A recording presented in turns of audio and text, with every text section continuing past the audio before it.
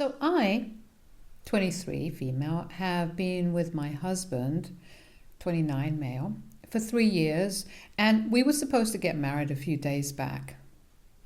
It didn't happen the way I wanted it to because my psycho mom pulled some really messed up crap, which ended up sending me to the hospital with a crazy allergic reaction. She swapped out my floral arrangement of only orchids and peonies for a bunch of daisies, dahlias, and irises. I have a severe pollen allergy and also asthma, so it's really bad for me to be around pollen-heavy flowers, which all of the ones I mentioned above are.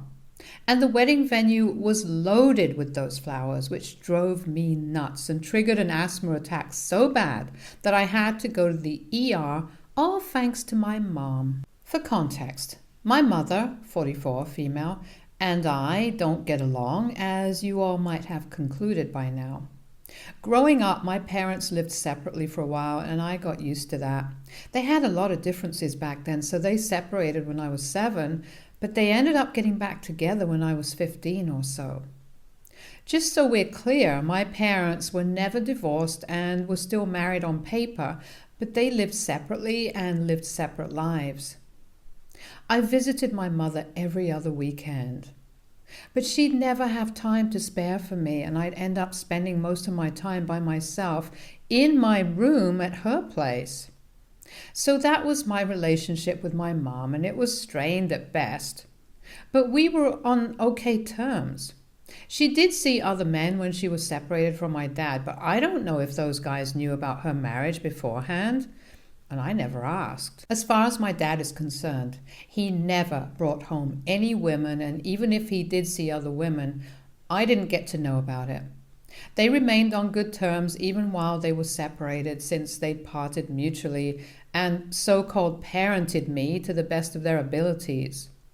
Or, well, at least my dad tried to. My mother wasn't very keen on parenting me at all.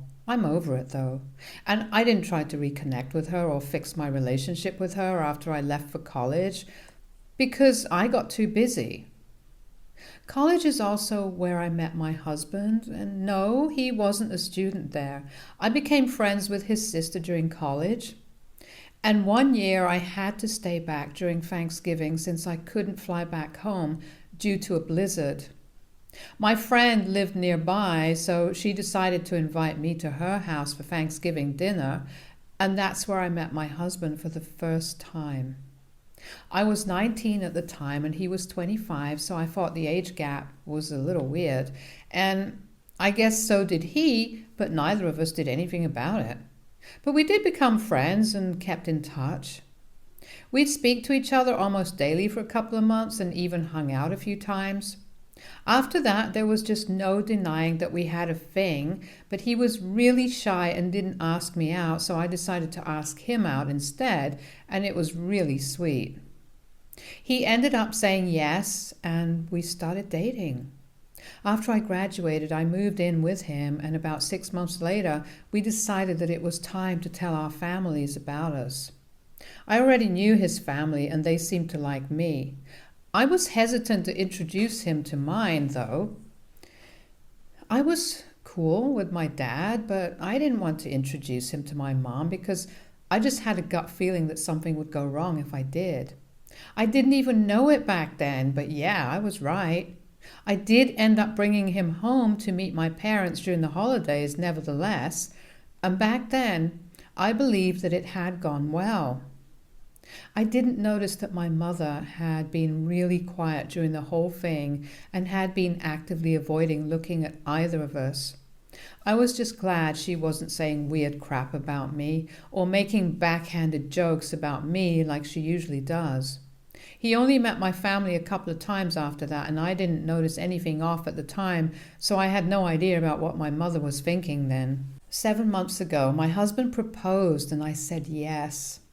My parents flew down here to be able to attend the wedding 4 weeks ago as a surprise. I was happy about my dad being here, but not too thrilled that my mom was here too, because all she did was nitpick my choices and tried to bring me down. I wanted to send her home without any reason, but I didn't because then my dad would leave with her, and I didn't want that because then my wedding day would be really sad for me. My dad wasn't exactly aware of the Cold War between my mother and me, and I didn't want to tell him about it either because that would just lead to a load of unnecessary drama, because he'd want me to confront the issue and try to sort it out with her, which I just really didn't want to do. So I put up with her just for my dad's sake, and in hindsight, I probably shouldn't have, for my own and my dad's sake.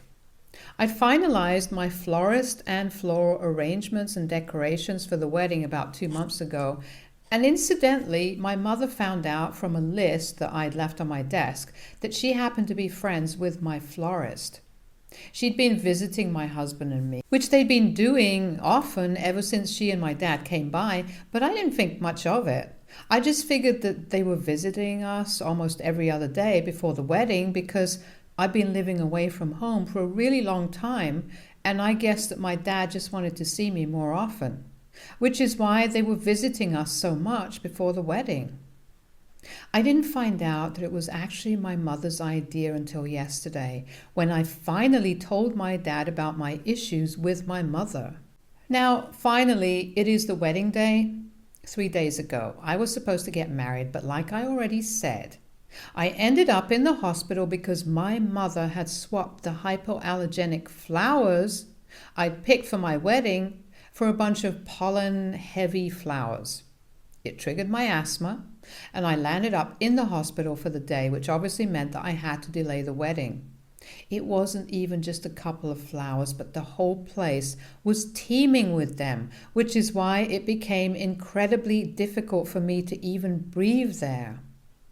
My husband and I had visited the venue in the morning to check how the decorations were coming along, right before we went to our separate rooms in the hotel to get dressed, and they were still doing up the place. But they'd already made the floral arch and done the flowers, and I realized instantly that these were not the ones that I'd approved.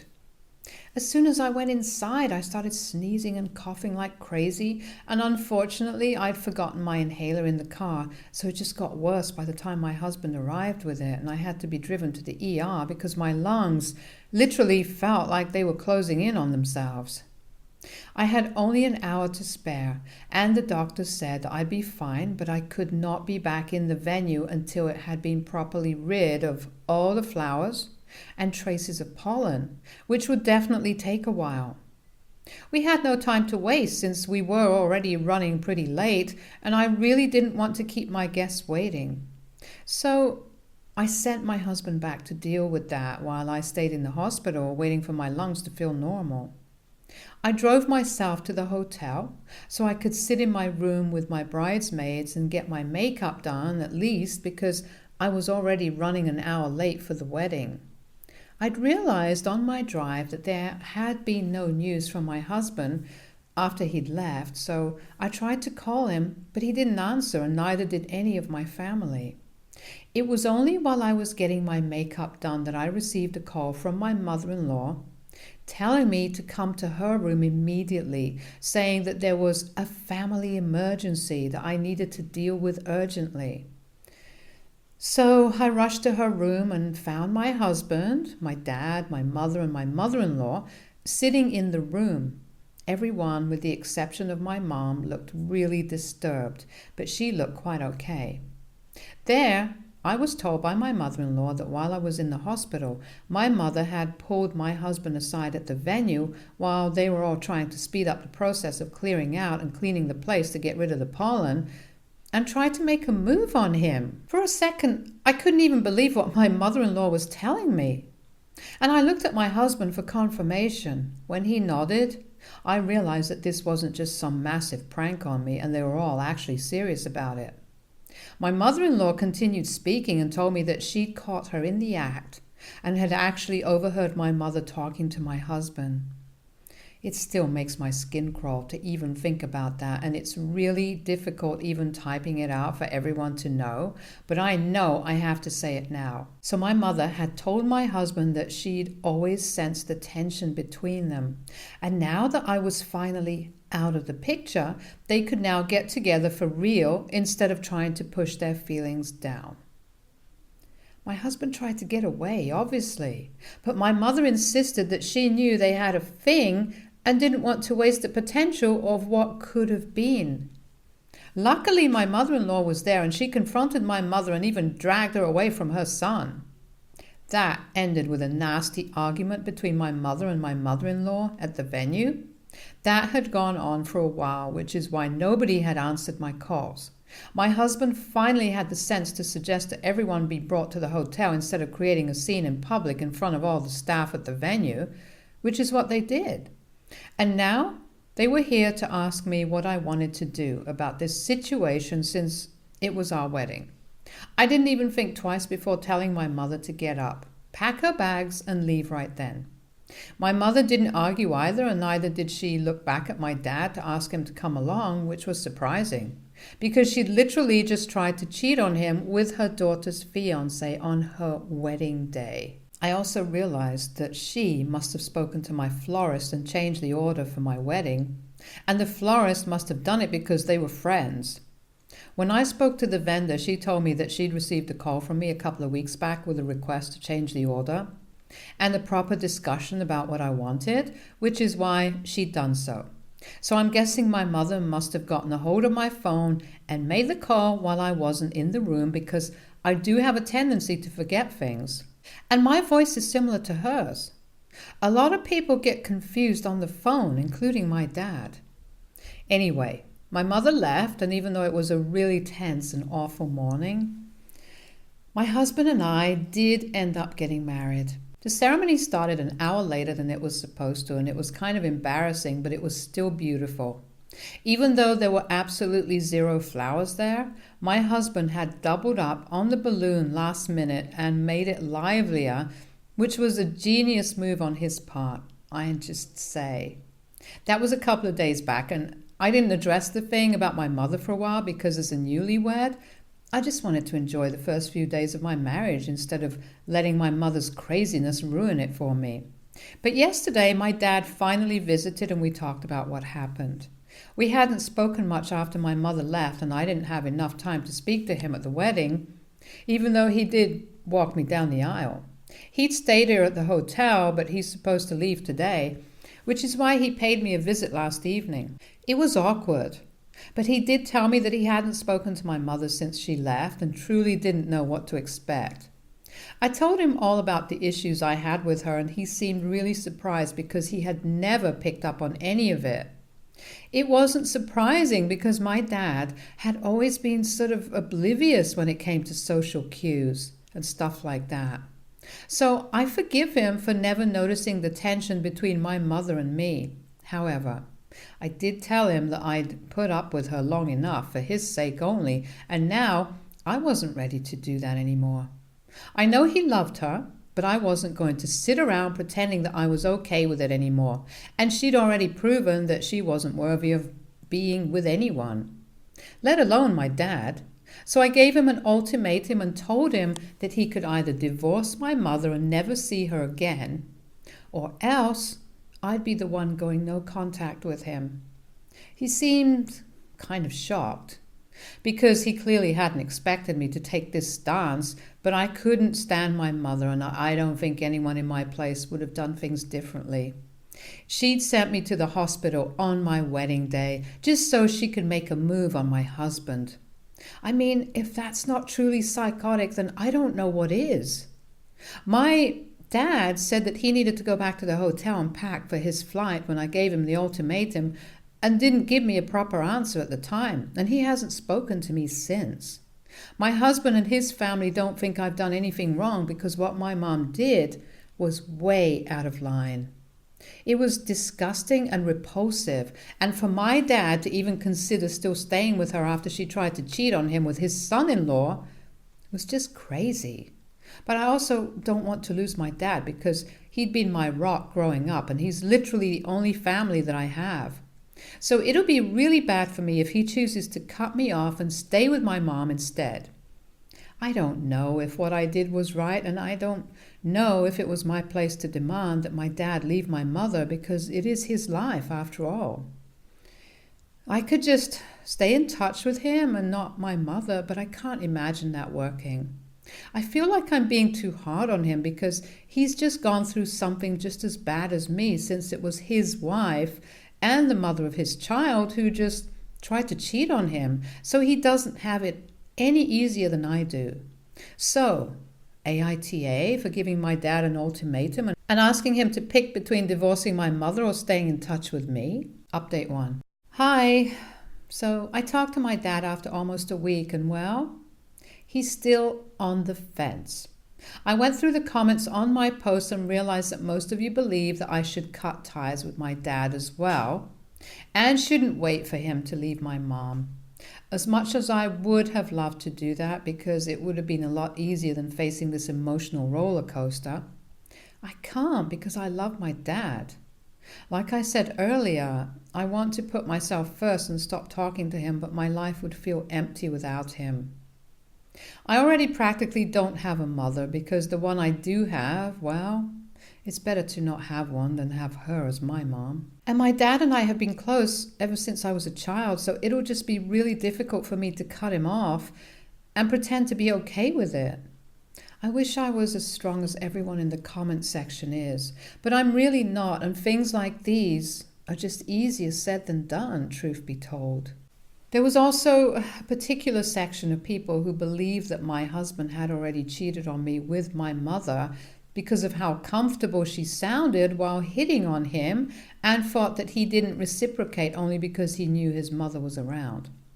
Well, as charming as that theory is, I don't think that's true at all. My husband and I are quite serious about each other and are very much in love. So for him to think about another woman, let alone my mom, is just really unlikely. I know I sound like I'm exaggerating or bragging, but it's just a fact. My husband is very loyal to me, and I don't appreciate the insinuation that he might have already been cheating on me, especially with my own mother. That's just disgusting. And since a lot of you asked why I hadn't called the cops on my mother when she triggered my allergies on purpose, the reason was that it was my wedding day, and police at a wedding is hardly ideal. I was already running late, and I just didn't want that extra hassle and drama, so I told her to leave instead. She lives in a different state, so it's very unlikely that she'll be able to do anything to put me in harm's way after this, and if she does, I'll definitely call the cops, because then I won't be worrying about my guests or the 1,000 tasks I have to do before and after my ceremony. So yes, long story short, the reason I didn't call the police was because it was my wedding day. That was also the reason I let my florist off the hook, because the goof up actually wasn't her fault. She couldn't tell the difference between my mother's voice and mine, which was an honest mistake. And even after that, she did send me a text to confirm my order, but I never opened it. She didn't ask me again either, because she was busy with a lot of orders since she was handling a lot of weddings in a week. Like I said, I'm really forgetful, and I guess that was kind of on me. She did give me a discounted rate, though. As for my dad, I don't know what to say. I mean, he said that he's still thinking about what to do regarding the situation with my mother. He said that she apologized to him and said that she just got a little carried away. I don't know how that's an adequate defense for anything at all, but whatever. That's not even my concern. I don't care for her excuses. But apparently my dad does. He told me that they've gone back to living separately and he's been contemplating what to do next. I don't understand what exactly he's contemplating, because I think there's a very clear and obvious solution to his problem: a divorce. That woman tried to cheat on him, for the love of God. I'm not going to tell him what to do. It should be his decision. But whatever he chooses to do, he'll have to face the consequences of his actions, and if he chooses to stay with my mom after what she did to me, then he'll have to lose me, and that's for sure. Update 2. Okay, I get it. I read the comments and I understand that I can apply the same logic that I used to defend my decision of not cutting ties with my dad to the situation that he's in. I get the irony, and I'm surprised I missed it the first time around. I guess I've been way too emotional, and that's why I didn't even realize I was doing the exact same thing that I was calling out my dad for. Defending him and continuing to condone his messed up behavior, but refusing to cut him off. I know now that there's not much to do but just let this go. I can't continue to think emotionally and let my heart run the show if I want peace of mind. And even my husband agrees I need to let my family go because the way they've been acting is nothing short of crazy. My mom's insane and my dad's no less because he's choosing to put up with that insanity quite willingly. He still hasn't been able to come to a decision about what he's going to do, and it's been more than 2 weeks. I think I've given him enough time to think about his decision, and if he still hasn't been able to come to a conclusion, then I have my answer.